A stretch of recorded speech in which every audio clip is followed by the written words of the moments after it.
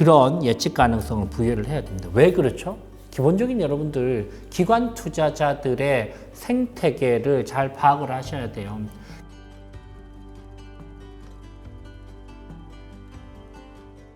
네, 안녕하세요. 경영권 분쟁 전문가 류저 변호사입니다. 오늘은 너무나 힘든 상황에 처해져 있는 스타트업 창업가들이 과연 이 앞길을 어떻게 헤쳐나갈 수 있을지, 특히 폐업이나 청산까지 생각하고 있을 때, 특히나 투자자가 이미 들어와 있을 때, 이럴 때는 과연 어떤 프로세스 그리고 어떤 커뮤니케이션 절차에 따라서 잘 사업을 정리할 수 있을지에 대해서 한번 생각을 해보도록 하겠습니다. 기본적인 전제는 이거예요.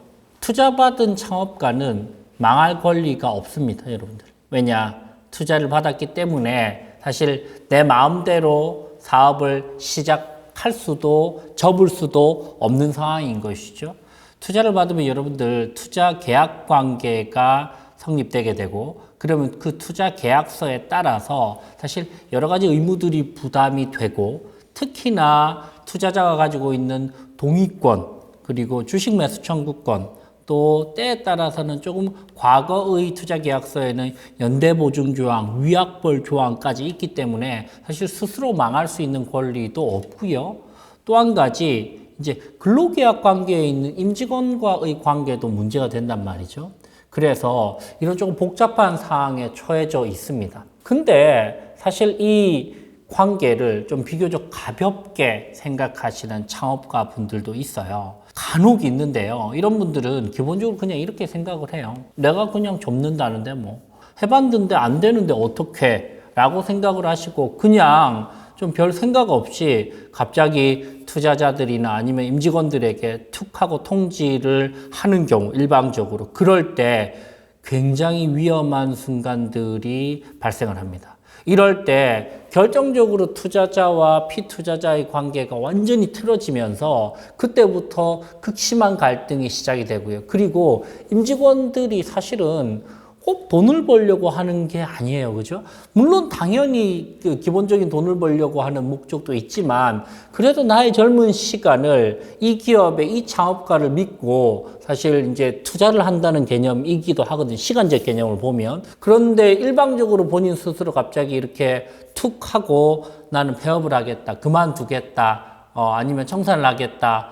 회생 신청을 하겠다. 이런 방식으로 이야기했을 때 극심한 갈등 상황이 생깁니다. 그죠? 그렇기 때문에 사실 그게 가장 안 좋은 방식의 커뮤니케이션 패턴인 것 같아요. 실제로 제가 겪었던 여러 가지 케이스들, 예를 들면 여러분들 창업가가 본인이 세웠던 그 가설에 따라서 열심히 그 스타트업을 성장을 시키고 어느 순간에 그 창업가를 믿고 그 창업가의 가능성을 믿고 그 팀의 가능성을 믿고 투자자가 이제 투자를 해주고 나면 그때부터는 사실 내 한편이 되기 때문에 그때부터 서로 박수 쳐주는 관계인데 어느 순간에 연락이 점점 줄어들다가 원래는 한 달에 한 번씩 뭐 이메일도 보내고 같이 커피도 마시고 또 때에 따라서는 뭐 골프도 치고 술도 한잔하고 하다가 그 주기가 한 달이 두 달이 되고 두 달이 세 달이 되고 세 달이 반년이 되고 반년이 거의 뭐 1년에 한두 번 정도 이야기도 나올까 말까 할 수 있을까 말까 한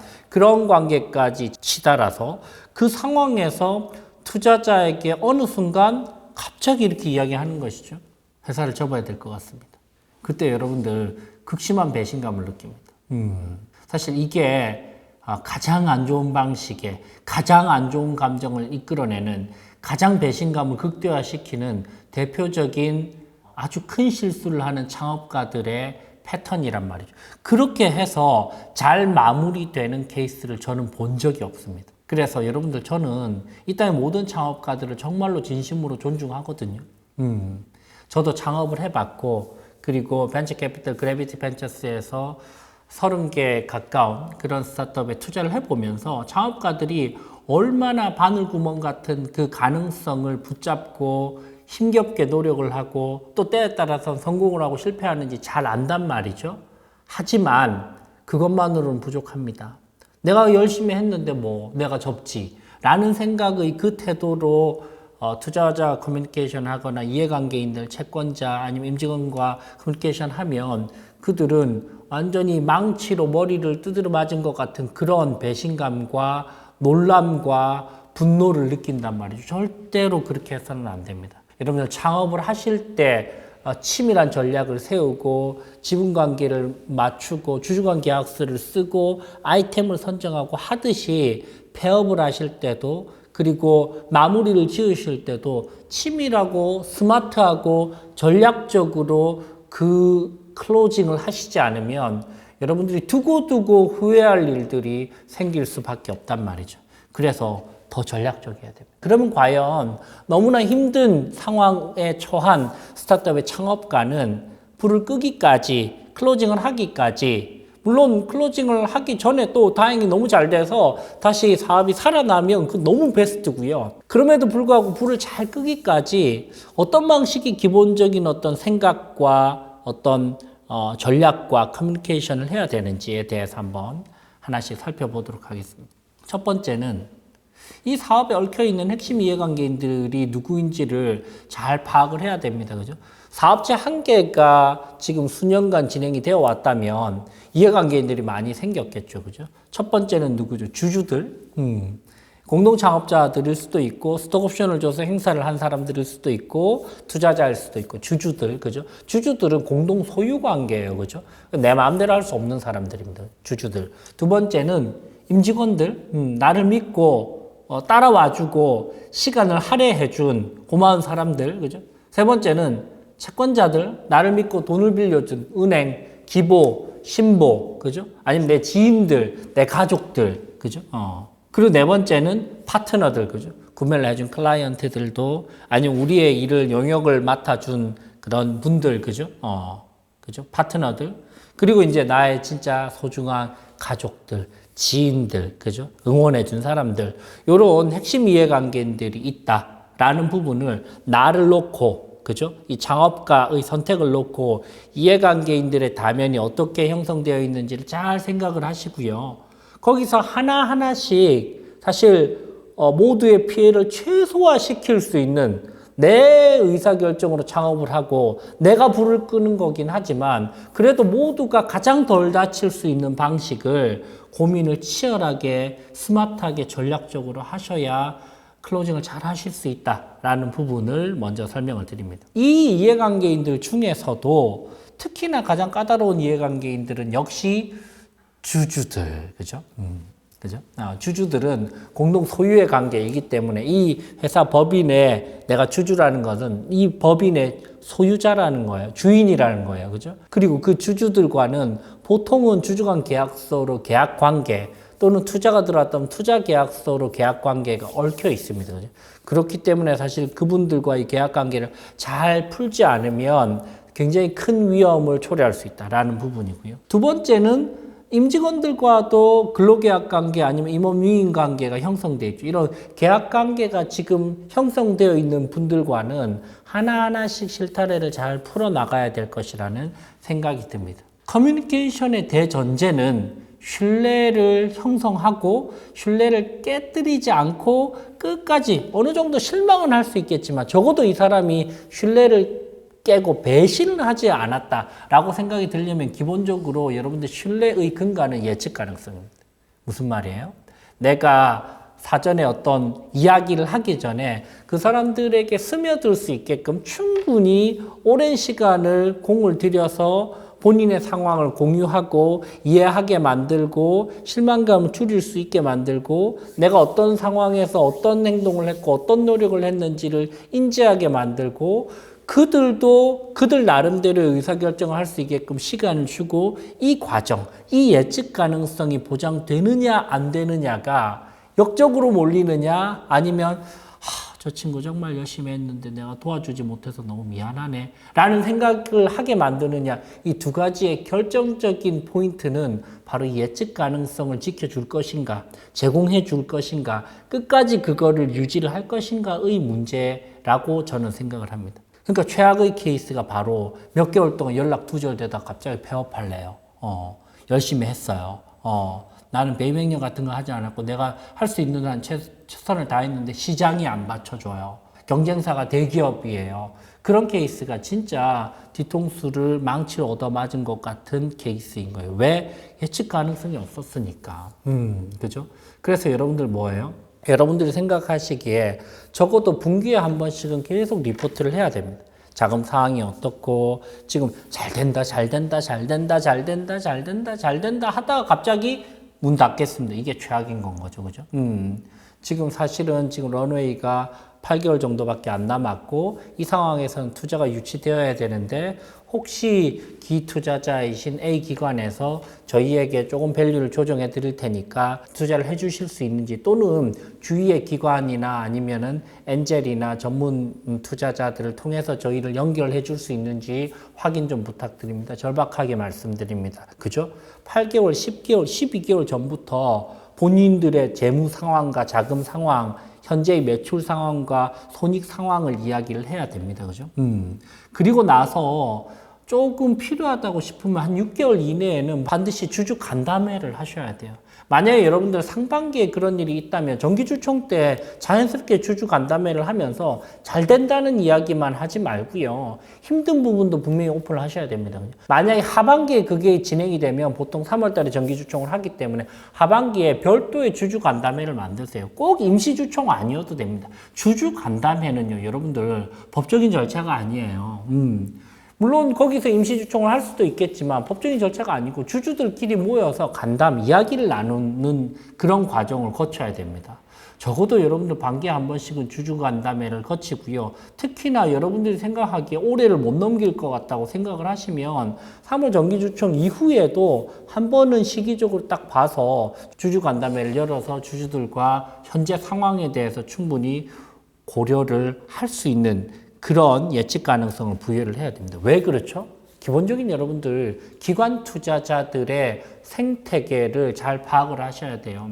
기관 투자자들은 특별한 경우를 제외하고 보통은 LP들의 출자를 받아서 그 펀드를 운영을 하면서 블라인드 펀드 같은 경우에 수개의 기업에 투자를 하고, 아니면 프로젝트 펀드 같은 경우 한두 개 딱 찍어서 투자를 하잖아요. 그죠? 그러면 이제 쩐주들에 해당하는 이 LP들, 리미티드 파트너들이 사실은 두 눈을 매섭게 쳐다보고 내 돈이 어디에 투자되고 내 돈이 투자된 데가 잘 성장하고 있고 그 다음 단계로 갔는지 팁스를 유치를 했는지 후속 투자가 어떻게 되고 있는지 보고 있단 말이죠. 그죠?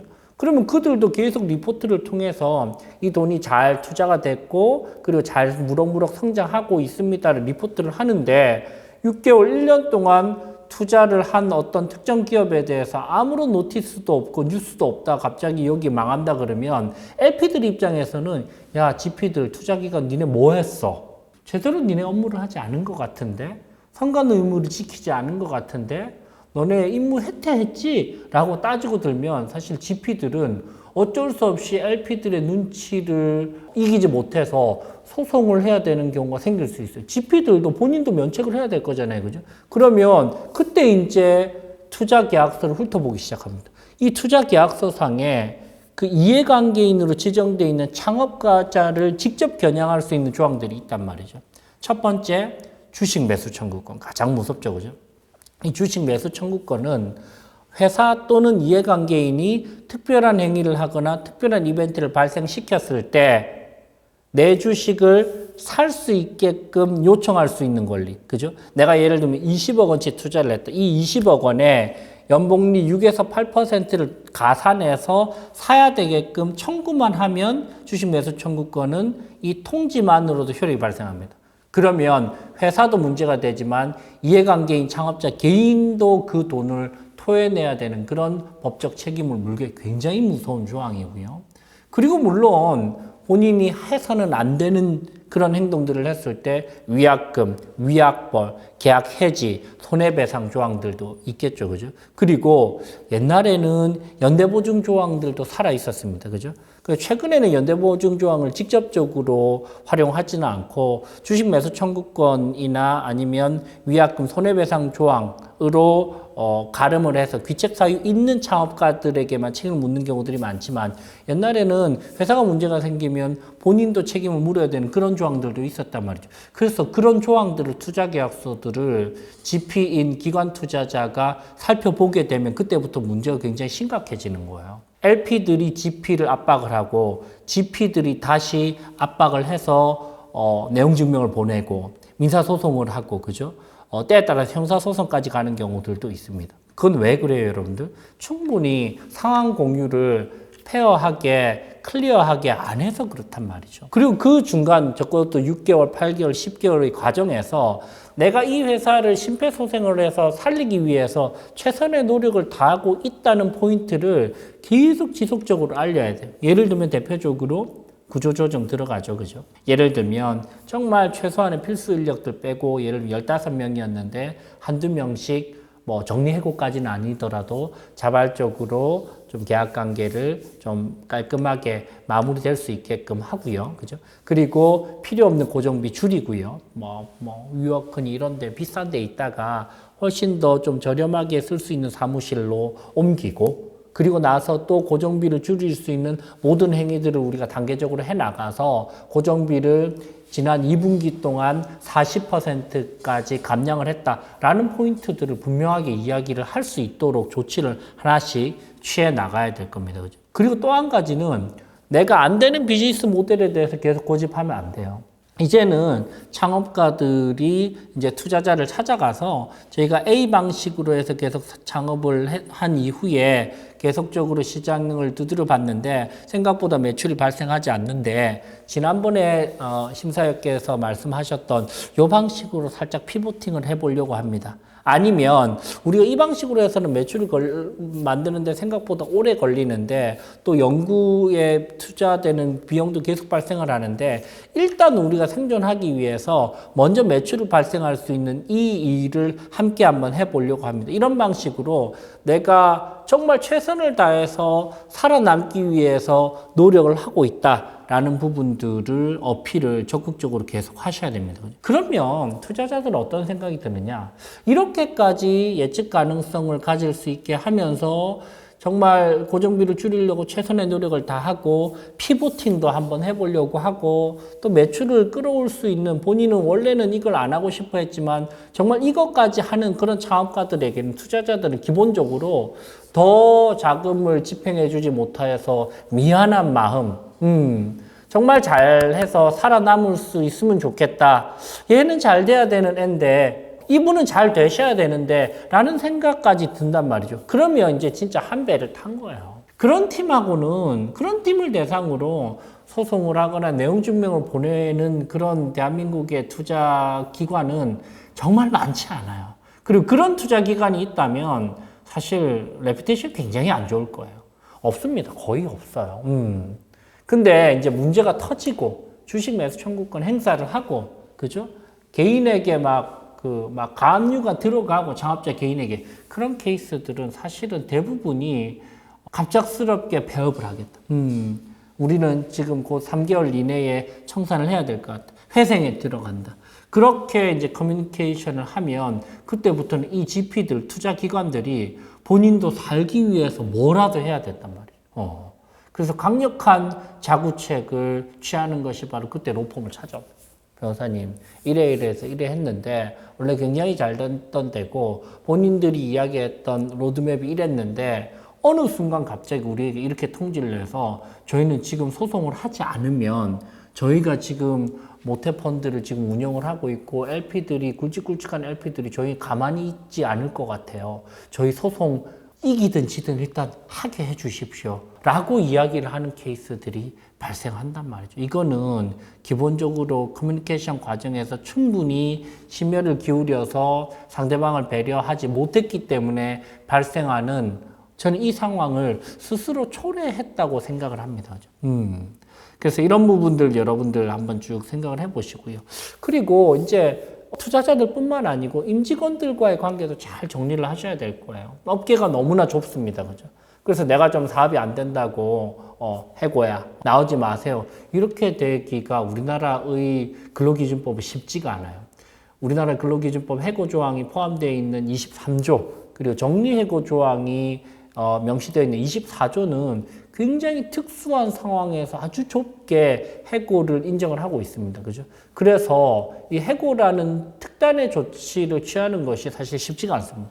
그래서 사실 오래전부터 충분히 함께 일하는 임직원들에게 이 상황을 공유를 하고 마일드스톤별로 만약에 이게 진행이 더 되지 않는다면 우리가 조직을 더 줄여야 될 수 있음을 예측 가능성을 부여하면서 그들도 살 수 있게 다른 직장을 구할 수 있게 그죠? 그리고 알아도 봐주고 레퓨테이션에 대해서도 좋은 말도 해주면서 연결도 해주고 그런 노력들을 창업가가 하는 모습을 보여야 등을 돌리지 않는단 말이죠. 그렇지 않으면 완전 등을 돌립니다. 업계가 너무 좁죠. 서로 등을 돌리면 어떻게 돼요? 블라인드에 막 안 좋은 말 올리고 그리고 다른 뭐 경쟁사로 가서 막 공격을 하고 그죠? 그런 여러 가지 분란들이 생길 수밖에 없다는 것이죠. 그래서 하나하나씩 시간을 가지고 주주들, 투자자들, 임직원들, 거래관계에 있고 미수금이 있는 경우에는 고객사들, 그리고 우리를 도와줬던 용역사들, 파트너들, 벤더들 하나하나씩 잘 챙겨 나가려면 이거 여러분들 적어도 6개월 이상 걸립니다. 그래서 변호사님 이거 한 달 안에 저희 불 끄려고 하는데요. 이거 좀 법률적으로 검토해 주실래요? 라고 이야기를 하면 저는 그 불가능하다고 이야기합니다. 만약에 그 개인사업자다 아니면 법인인데 100% 주주다 그러면 문제 없는데요. 그러지 않고 주주들이 또 투자 기간이 들어와 있고 또 문제가 생길 수 있는 여지들이 있고 또 임직원들도 많이 있고 그러면 한 달 안에 본인 마음대로 폐업하는 거 여러분들 투자받은 창업가는 본인 스스로 망할 수 있는 권리가 없다니까요. 동의조항 반드시 필요합니다. 그죠? 여러분들 투자 계약서상의 동의조항 그죠? 청산하거나 회생하거나 아니면 폐업하거나 아니면 잘 진행되고 있는 그런 사업을 이제 불을 끄거나 영업 양수도를 하거나 전부 다 동의 조항입니다. 동의를 안 해줍니다. 동의 안 해주는데 하면 어떻게 돼요? 계약 위반. 그러면 이거 기책사유가 명백하죠. 왜? 투자자가 동의를 안 해줬는데 본인 스스로 불을 끈 거잖아요. 폐업을 하는 거잖아요. 그러면 이제 투자계약서상의 그 이해관계인 개인에게 책임을 물을 수 있는 그런 손해배상 조항, 계약 해지 조항, 주식 매수 청구권 조항이 발동하게 되고 그러면 칼끝은 회사뿐만 아니고 그 창업자에게까지 갈 수밖에 없다라는 부분까지 여러분들 생각을 해보신다면 창업을 할 때처럼 클로징을 할 때도 폐업을 할 때도 그리고 문을 닫을 때도 정말 차분하고 차갑고 냉정하고 전략적으로 접근을 해서 나를 믿어준 한때 나의 우군들에게 큰 실망을 끼치지 않을 수 있는 아주 배려 깊고 신중한 그런 절차들을 거치셔야 될 것으로 보이고 결국은 이제 그렇게 설득을 하고 임직원들도 어느 정도 정리가 되고 투자자들도 이제 납득이 되면 그때는 이제 폐업에 대해서 아니면 청산에 대해서 아니면 파산에 대해서 회생에 대해서 동의를 해주게 될 겁니다. 그렇게 해서 주주총회 특별 결의를 통해서 동의를 받고 그리고 나서 법 절차를 밟아 나가시면 그게 가장 베스트한 상황이 아닌가라는 생각이 듭니다. 이 땅에 힘든 상황에서 정말 열심히 하는 창업가들이 굉장히 많다는 걸 저는 긍정하고 잘 알고 있습니다. 다만 한때 내가 힘든 그런 상황들을 극복하지 못하고 내가 잘 안 될 수도 있잖아요. 그죠? 그때도 여러분들 전략적이어야 된다. 스마트해야 된다. 그리고 노력을 기울이고 여러분들 신중하게 찬찬히 진행을 하셔야 된다는 부분 꼭 마지막으로 강조를 드립니다. 지금까지 경영권 분쟁 전문가 류지연 변호사입니다. 감사합니다.